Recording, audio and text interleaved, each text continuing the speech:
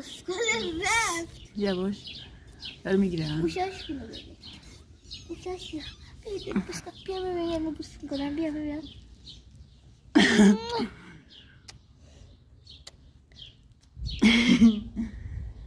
جوجو بچه این قربان خودمه، خوشگلم هستم. هر کی میخواد تو کامنت ها یه چیزی بنویسه. حتما لایک و سابسکرایب یادتون نره. بذار پول داشته باشیم دیگه. بابا خفشا جوجو خوشگله. اینو جوجو رو ببین. جوجو رو چی شده عزیزم؟ خوشگله من. ای جان بیدور بابا.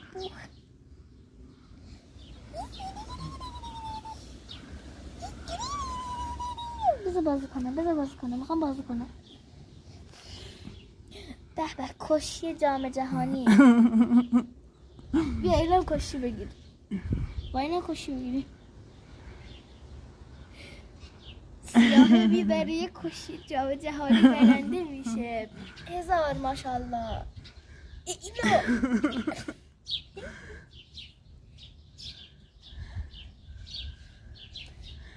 وایسا بذار کارشو کنم. پاک دیگه کیه لطفا. این خوشگل من وایستاده. این خوشگل منه.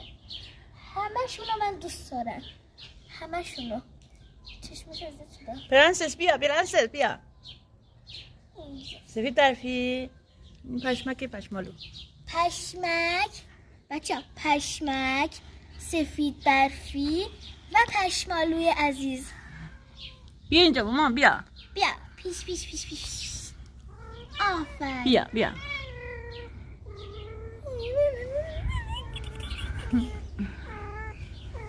چی میخوای تو؟ بذار گنجشکا بیان بخورن دونه ها رو پس غذا بده. اینجا چرا ریخته مامان جان؟ اینجا ریختن بیان دیگه. اونجا که نمیام. اون ور ما آدم نشستیم. جام جهانی. این سفید برفی میاد سیاه چیز پشمالو رو شکست بده اما نمیتونه. بس داداشش میاد کمکش. 2 دخترن 1 پسر.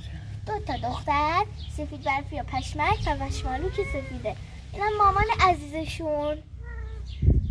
چی شده؟ جانم مامان گرسنه‌ش برم غذاش بیارم نمیخوره. سفید برفی نرو اونجا خطرناکه.